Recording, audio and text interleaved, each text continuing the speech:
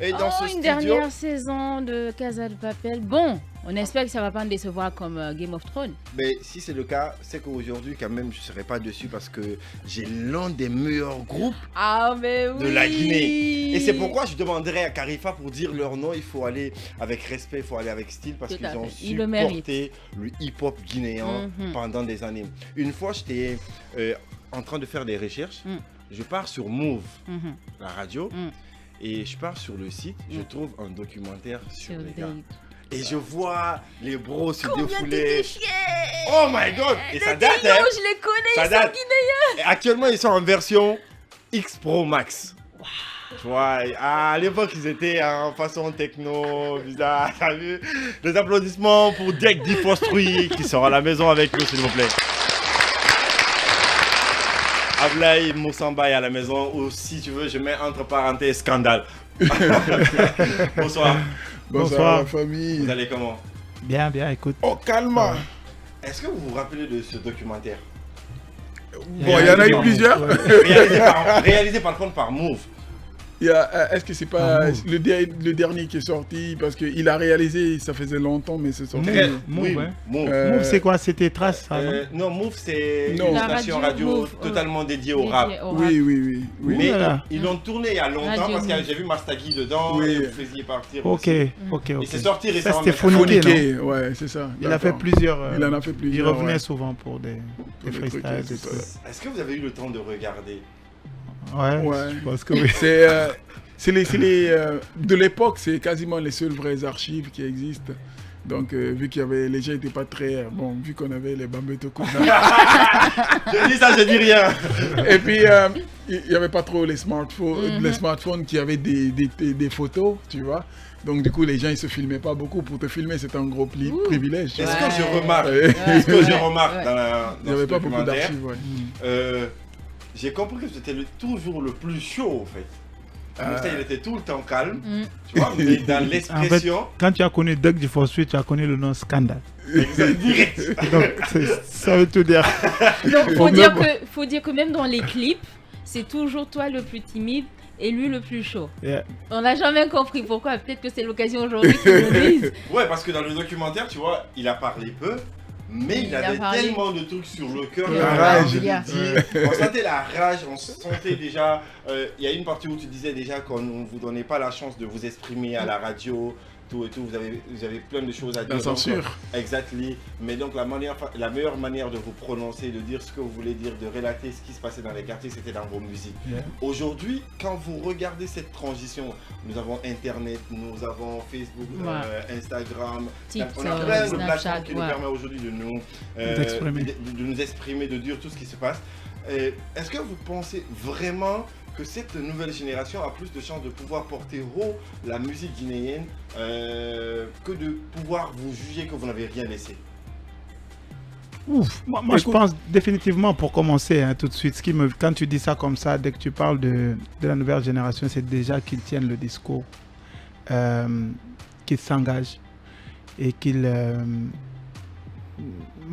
pour moi, le rap africain, c'est un rap militant, donc qu'ils militent, tu sais, pour des valeurs que leur famille incarne, que leur pays incarne, que tu sais, et qu'ils arrêtent de fuck là, c'est bullshit. Ok, c'est déjà ça. Eh bien, tu vois, moi, comme j'aime bien le dire, bon, pour continuer ce qu'il disait, c'est non seulement ça, mais il faut être conscient de la chance que l'on a aujourd'hui, parce que nous tous on en profite. J'ai pas encore 50 ans, tu vois. Donc la chance que l'on a aujourd'hui de pouvoir s'exprimer, de pouvoir user à bon escient de la technologie pour pouvoir transmettre des valeurs, des messages qui incarnent nos valeurs. Ça, c'est déjà une grosse chance. Maintenant, l'autre chose qu'il faut savoir, c'est qu'on peut l'utiliser mal. Et en parlant des anciens, il faut savoir que pour que la Guinée indépendante existe, pour qu'on célèbre fièrement les 63 ans de la Guinée, c'est parce qu'il y a eu des Samori Touré et des gens qui ont milité pour que la Guinée soit indépendante, des gens qui ont milité pour avoir l'indépendance de la Guinée, Sékou Touré et tout ça là. C'est ce qui fait aujourd'hui la Guinée. C'est pareil dans le rap. Il y a eu des gens qui ont accepté qu'on les traite c'est des bandits, c'est des délinquants, qui ont galéré, c'est des drogués. chanté, mais quand même qui avaient des messages tellement forts pour le pays qu'on n'a pas compris tout de suite et qui ont quand même fait les bases, les fondements même du hip-hop guinéen et qui, je dis bien hip-hop guinéen, hip-hop africain parce que ces fondements vont à base de messages conscients, sont là pour proposer des solutions d'évolution. Ils n'étaient pas là, c'est pas des messages qui étaient là pour dire j'ai le plus habit, j'ai le plus beau habit, fuck l'autre fille, machin. Tu vois, c'est même s'il y en avait, parce que le rap va avec l'ego trip. On est d'accord. Même s'il y en avait, il y a le côté ego trip, mais la base du message était fort parce que c'est là pour proposer des solutions. Ça, c'est un fait. Maintenant, l'autre truc que tu as dit, dans ce que tu as dit, il y a la censure. Tu vois, nous, il y a une chance qu'on n'a pas eue. C'est qu'il y avait une seule télé étatique, tu vois, donc la RTG. Il suffit que tu dises un mot déplacé en pleine émission comme ça et on va couper le micro. Tu vois, en pleine émission. Donc imagine si le gars il a le temps d'écouter ton morceau, il sait que tu vas dire Mami Sodia dans le morceau, et tout, il ne le passera pas. Voilà, donc il y a ça. Maintenant, la chance que les gars ils ont aujourd'hui, c'est que Khady Lam, il a juste fait ça sur TikTok. Sa main comme ça là. Tu vois, ça buzz. Ça veut dire que si tu fais un travail de qualité, la concurrence, elle est rude, hein, parce qu'il y a beaucoup de gens qui sont sur les réseaux sociaux. Mais si tu fais un travail de qualité à la MHD, tu as la chance de percer tout de suite. Et ça va partout, à l'international. Ça, c'est une grosse chance. Maintenant, ce qu'il faut savoir par rapport à la censure, c'est qu'il y en a qui ont eu moins de chance, il y en a qui ont plus de chance. Mais il faut juste, aujourd'hui, que tu saches que si tu n'es pas censuré, si tu as le pouvoir à partir de ton, de ton téléphone, comme le dirait Bouba, la 5G, parce que tu peux juste venir dire ce que tu veux sur le papa et la maman de l'autre parce que tu penses que tu es fort de ton téléphone, c'est que tu es dans l'erreur. Bon, il faut savoir trier. Ça me ramène à une autre question. Comment vous avez fait d'être G4 Street, de pouvoir tenir jusqu'à aujourd'hui? Parce que quand même, il faut se dire la vérité. Les gars qui ont évolué avec vous, la majeure partie ont essayé d'aller en Europe, sont plus revenus. D'accord? Vous êtes partis, vous êtes revenus. Et jusqu'à présent, vous êtes dans le temps. Caméra, je vais te montrer ce qu'on a fait. Ce qu'on a fait. Alors, Ibrahim, est-ce que tu peux... Et puis on a bossé. Tous les jours. Sur un ring, carrément. C'est bien dit. Tous les jours. Mais non, il a tout dit. mais quand tu prends la question en parlant des autres, en disant que les autres sont partis, sont restés, peut-être la seule différence entre eux et nous, c'est qu'on est restés. Et on a fait ce qu'il a dit. Tu vois, c'est la plus grande différence. Maintenant, l'autre chose, c'est que hier, je discutais avec un gars qui me parlait des horoscopes. Là, vous êtes toujours là et tout, vous êtes plus intelligent. Non, des fois, c'est même pas ça. Des fois, c'est une question de chance aussi. Tu vois, on n'a pas tous les mêmes chances au départ. On n'a pas eu tous la chance d'avoir un cri du cœur dans nos albums qui a marché en Guinée, dans la sous-région, qui a donné plus d'espoir. On n'a pas tous eu la chance quand nous, on a voulu jeter le gant. Parce que ça marchait très fort, on était des superstars, mais on n'avait pas 5000 francs pour manger Tamine Humbert, frère. On se le partageait comme ça. Quand tu achètes ton petit pain, l'autre vient couper chacun. Tout le monde vient couper un peu, tu vois. Bon, c'était un luxe. En ce moment, tu dis, mais attends. Et le grand dans le quartier qui te donnait 5000 francs, parce qu'il t'aimait bien, machin, il commence à dire, ah petit, maintenant il faut que tu me donnes, parce qu'il te voit à la télé, pense que tu es superstar. À cette époque précise-là, on a eu la chance d'avoir des gens autour de nous, des mentors qui nous ont dit, non, il ne faut pas lâcher, c'est maintenant il faut tenir. On a eu la chance d'avoir la famille qui te dit quand même, ok, c'est pas grave, vu que la musique ça roule pas trop, il faut que tu partes à l'école, c'est obligatoire. Toi-même, tu as vu, la musique ça paye pas. Et voilà le transport pour l'école, voilà, courage, après ça, on va t'aider à faire autre chose, à continuer ta musique. Donc, on a eu la chance de vivre notre histoire, c'est-à-dire chacun a son chemin.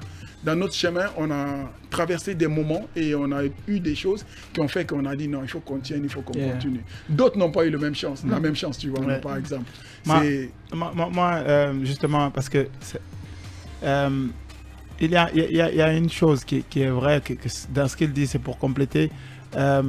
Il y a des gens qui, à un moment donné, c'était tellement difficile. En plus, tu es connu, tu es passé à la télé, tu es passé à la radio, et puis il n'y a rien qui suit. C'était tellement difficile que, tu sais, tu ne peux pas leur en vouloir à essayer de s'en sortir ailleurs qu'ici.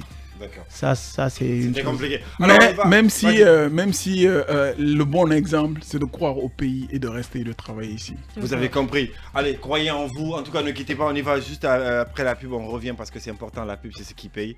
Et PUB! Voilà, merci. Karifa, je sais pas pourquoi tu es distribué comme ça dans ta tête. Et dans l'émotion quand même, on a Deji Fossery à la maison. On est à la maison. Ceci dit, moi j'ai envie de poser une question fraîche. Quand je prends Deji Fossery, pour moi, vous avez marqué 3 générations. Moi, vous m'avez marqué, j'ai commencé à vous écouter avec mes grands frères. J'étais très petite. Ensuite, j'ai grandi. Et là, je vous écoute avec mes neveux, mes nièces et tout. Donc, j'ai envie de savoir comment vous faites pour ne pas que votre musique prenne une seule ride. Voilà. Quel est ce secret que vous gardez pour que de génération en génération, on continue à vous écouter? La musique est la succession des notes. De sorte qu'elle soit belle à l'oreille. Il n'y a pas de vieille musique, il n'y a pas de nouvelle musique, il y a de la bonne musique. Fais juste ce que tu aimes faire, fais ce qui te passionne, fais ce que tu ressens. Et puis, si ça plaît, alhamdoulilah, tant mieux, c'est que tu es chanceux. Si ça plaît pas, c'est que c'est pas grave. Tu auras fait ce que tu auras fait ce que tu aimes. Tu auras fait ce que tu aimes faire. C'est tout. Donc, disons qu'on est chanceux. C'est une très belle leçon. On a vu des groupes qui sont venus, qui sont restés quelque temps et qui sont partis. Et certains ont formé un duo. Ça n'a pas marché. Chacun est parti de son côté. Vous êtes déjà des frères. Est-ce que vous arrivez à faire la différence entre les frères que vous êtes et les musiciens que vous êtes? Ou parfois... C'est compliqué, mais on y arrive. Je me rappelle d'une interview où Moussa disait qu'à chaque sortie d'album, bon, laissez-moi me permettre quand même. Oui, vas-y. Je sors la citation. On te le permet. Bon, je vous regarde on te le permet. On s'est cassé d'abord la gueule là-bas. Avant de sortir. Non, mais oui, je disais chaque accouchement pour nous, pour la création, est très très difficile. Comme Abla est très perfectionniste, il est vierge. Et puis moi, je suis très passionné. Ça fait qu'on se retrouve à chaque fois, pour chaque titre, pour chaque point, pour chaque virgule. On scrute ça à la loupe. Et puis... Vraiment, c'est une relation très, très le diable se trouve dans les détails. Mais justement, pour répondre à ta question, c'est peut-être que c'est un peu passé par ça aussi. On veut toujours pousser les choses un peu plus loin. Et puis, il y a des frères qui ont commencé plein d'activités ensemble et qui n'ont pas terminé. Donc, moi, je ne mettrais pas ça là. Je dis plutôt que je pense qu'on avait trouvé une bonne combinaison. On était 3 au départ. Il y en a un qui n'y a pas cru et puis qui est descendu du bateau, mais on est encore là aujourd'hui, machallah, Dieu merci. Et je pense que c'est parce qu'on est passionné de ça, on aime la musique. Et puis, à chaque fois, à chaque titre, on s'est battu. En fait, cette question, elle est belle, mais vous avez la réponse. Parce que Film FM dit, la musique commence là où s'arrête le pouvoir des mots. Alors, dans votre réponse, j'ai bien aimé déjà que tu parles de la 3e personne. Est-ce que vous êtes en contact avec Tupac ou pas? Parce que depuis là, on n'a plus de ces nouvelles, des musiques, c'est pas, il a sûrement claqué tout. Est-ce que vous avez de ces nouvelles au moins? Oui. Jusqu'en 2019. On se parlait. La dernière fois qu'on a parlé, c'était mars 2019. Je me rappelle, j'étais au Canada. Moi, on s'est parlé en 2021. Voilà. Bon, donc, ça veut dire quoi? Donc, du coup, ce que j'allais dire, c'est que moi, j'ai réussi, c'est pas à le joindre, mais j'ai rencontré sa femme il y a quelques jours. Okay. Elle m'a redonné un numéro que j'ai appelé qui n'est pas passé. Mais oui, ça, c'est la famille. T'as vu? Super, en tout cas, ça fait plaisir. Oui, non, on est très en contact avec sa femme, avec sa fille, qui est super bien à l'école, il faut le dire. À chaque fois qu'elle a de bonnes notes, elle est aussi douée que son père. Maman nous appelle pour nous informer de ses résultats. Donc, il y a ça. Et puis, on est proche aussi de sa mère, de son père. Donc, oui, on a des nouvelles. Il vit à Liège. Il est donc comment on appelle, en Belgique.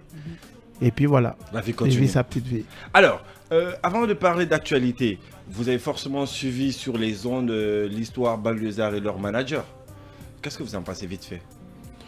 C'est l'histoire de Banlieusard et son manager, il faut les appeler ici et puis bon. Non, vu que nous, on n'est pas trop dans les papos. Parce que vu que nous on n'est pas dans les papos. Le jour où je vais rentrer dans les papos, c'est pas bon pour la Guinée. Bon, moi, je ne sais pas faire les papos. Je vais te faire plaisir, je vais commenter. Super. Banlieusard et Abdou, c'est quand même presque 15 années de relations humaines et de relations professionnelles. on peut travailler ensemble, on peut arrêter de travailler ensemble, ça ne changera pas sur le reste des relations. Les gars, ils sont assez grands, ils ont décidé d'arrêter la collaboration là, mais je pense que ce qui les sépare est beaucoup moins important que ce qu'ils ont en commun aujourd'hui. Donc, c'est peut-être, ça va prendre du temps pour chacun de comprendre ça, mais je suppose que je suis certain qu'ils vont se retrouver. Inch'Allah. Alors, il y a un single qui arrive pour Deck G-Force 3, je sais pas. Tu l'as pas reçu? Je n'ai pas encore reçu, moi. Tu n'es pas bon. Tu as demandé des sons et puis tu n'as pas reçu. On arrête l'émission aussi, il n'y a pas l'exclusivité. C'est ce que j'allais dire. Comment vous pouvez venir ici, on n'a pas l'exclusivité. Bon, écoute, si tu l'as pas reçu, tu l'as pas reçu. Continue à l'émission. On arrête l'émission. Bye, merci, bonne journée. En fait, ceci reprend à ta question. Vous avez dit, ouais, sur les interviews, on a vu que tu es plus chaud. En fait, en vrai, dans la façade, je suis plus chaud. Mais Moussa, c'est ça. C'est le calme, il te fait marcher, il est en train de bloquer. Avant la tempête. C'est ça, Moussa? C'est l'eau qui dort. Je ne sais pas s'il y a Caïman en bas. Ok, on a compris. Non, il rigole, il joke. Non, quand ça finit, il y a le mix et le mastering. Après, on te l'envoie. Hey, les gars. Écoute, tu seras le premier à l'avoir. Bah, vous avez entendu l'exclusivité, on attend ça ici. On y va en showtime maintenant. En tout cas, c'est un plaisir de vous avoir ici. On a bien parlé. Pour moi, vous êtes un livre. Si on commence, on ne pourra jamais arrêter, au fait. Merci. Moi, si je vous ai en avec interview. Plusieurs pages, on ne terminera jamais de lire parce que vous avez vu Instinct Killer. Moi, je veux protester ici. Je veux protester ici parce qu'à chaque fois que je viens dans votre émission, j'ai l'impression que ça a pris 10 minutes. Il faudrait que la direction fasse quelque chose. Oui. Voilà, il faut augmenter 2 heures. On va venir parler. Mais je te jure, on a toujours l'impression qu'on a fait 5 minutes. Je te jure que c'est trop court. Wesh. C'est trop court. Et tu te rappelles la toute première fois que je suis venu dans l'émission, c'est ce que j'ai dit. Ah, c'est fini déjà. Tu as vu, on est même énervé. Regarde comment Abla est énervé. Je vous aime, mais je vous aime. Directeur. Non mais sérieux. Hey, Karifa, amène-moi la prod en Roulez.